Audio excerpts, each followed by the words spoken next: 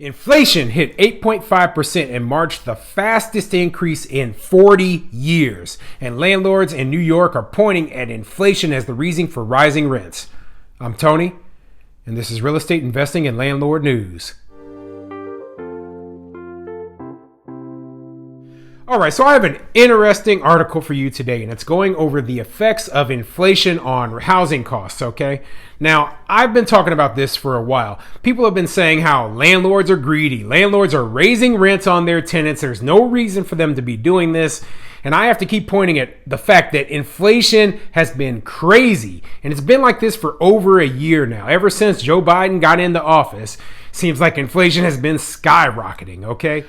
Now, I don't know the exact, reason, and there's a multitude of reasons. Everything from stimulus, war in Ukraine, new government policies, but whatever all these reasons are that's causing this inflation seems to be here to stay.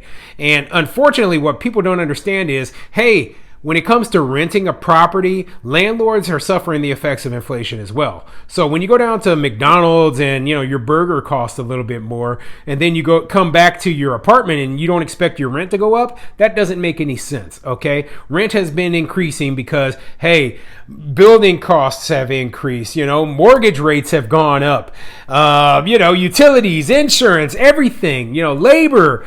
Everything has become more expensive in the last year and a half to 2 years.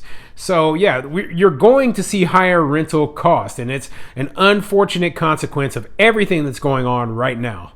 Now, before I get into the article, go ahead, hit the like, subscribe button, maybe leave a comment down below, and let me know what you think. What do you think the causes, the root causes of inflation here in the United States and maybe throughout the entire world are?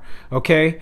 I mean, I personally, I believe that the pandemic is the driver, and especially all of the stimulus money that they pumped into it. Now, all the other things happening as well, they're only making it worse. But if it wasn't for the pandemic and just, the ton of stimulus money they pumped into the economy, we wouldn't be facing nearly as much inflation right now. So, the first article I have for you today, and it's coming from the New York Times, and it says inflation's 40-year high. And it's just going over real quick about, what inflation is like right now. So let me read from it. The overall cost of gas, food, and other everyday items is increasing at its fastest rate in more than 40 years, and experts cannot say with confidence whether price increases will speed up or slow down in the coming months. The accelerating price rate, in other words, inflation, hit 8.5% in March over the previous year, according to a federal report released yesterday. That was the fastest increase since 1981. I mean, yeah, this is nuts, okay? I mean, I remember, I think it was the dollar store had to increase all the prices of their items in the store to $1.25 because, hey, we can't make a profit selling things for $1 anymore. That's how crazy things have become. I think back on when you used to be able to buy a candy bar for a quarter. Remember, I'm an old guy, I'm in my mid 40s. So, buying a candy bar for a quarter back when I was a kid, I mean, that was pretty, I was like, oh yeah, here's a quarter. You got a Reese's peanut butter cups or a Snickers bar, and now you go to the store and you're buying that same thing for $1, It's crazy, but everything has gone up in price and it's really been accelerated within the last 2 years. Now, I just wanted to bring that point up before I got into the main article that I'm going to be going over today. And that one is coming from CBS 6 Albany. It says, inflation impacting landlords and tenants could feel the effects. And so, yeah, this article is going more from the landlord's perspective. And I really like it because it goes over, they talk to a landlord and he is explaining exactly why, he has to raise costs. And he's saying the exact same things I am, the exact same things landlords all over the country are saying. So let's get into it. Saratoga County, New York. We're all feeling the effects of inflation. From the gas pumps to the grocery stores. Even the housing industry and landlords are getting hit with higher costs. The U.S. Bureau of Labor and Statistics Consumer Price Index summary shows the rent index rose 0.4% in March. Landlords say the impacts of inflation could be trickling down from their wallets to yours. Ron Murphy with High Rock Property Management owns about 100 units in the village of Ballston Spa. He says inflation is impacting his business in multiple ways. The first thing would be about 15 to 20% of our tenants during the pandemic couldn't pay rent. So obviously we had ERAP applications out and those sort of things, Murphy said. Murphy says the other impact is the rising cost of repairs. He and other property managers in the region say they're sticking to only the essential fixes. So yeah, already, he goes straight into the problems with the eviction moratoriums, okay? I told you back in the past, these eviction moratoriums will end up hurting tenants more than it helps them, okay? They thought, oh, this will help keep people in these properties, right?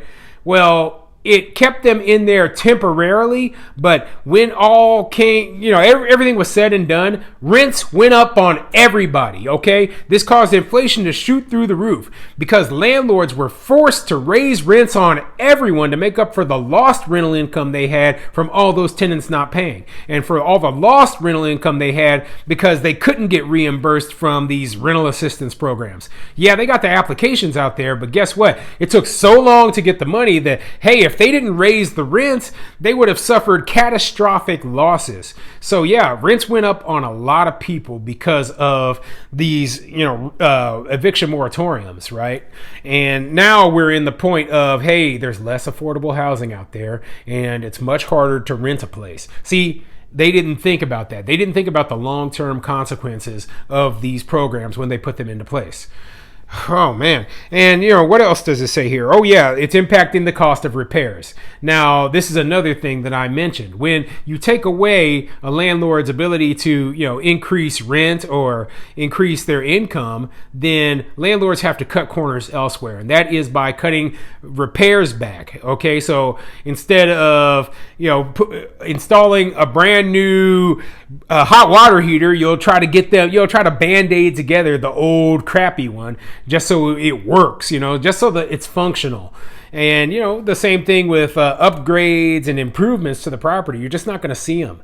You're just going to see the bare minimum to keep the place operational and legal and nothing more. So yeah, it has a lot of similarities to what happens with rent control, and this is what happens in these situations where they take away the landlord's property rights, their ability to make money, their ability to make a profit, and then they impose these artificial government reduced rents on, price controls. And they think, oh, well, if we put this price control in place, well, they put the price control in place on the rent, but they didn't put it on any of the landlord's expenses. So the landlord has to cut from somewhere else, and this is the result. So, I am super duper frustrated that, part of the reason this inflation is occurring is because of these eviction moratoriums, these tenant protections, and all of the ridiculous nonsense that has gone on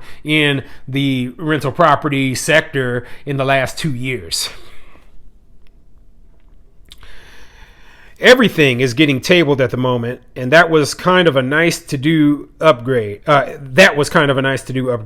If it's something like doing siding, doing paving, anything like that, it's just out, Ryan Venu, the Order of Venu Properties, said. He manages landlords and properties of his own across the capital region. It just isn't a good time to do any of those things. Property managers are left debating. Do they raise the rent or not? We've been pretty fortunate, Murphy said. We know a lot of the tenants in our buildings. We don't have a lot of turnover. Majority of our tenants try to pay, and so I'm really trying hard not to do that.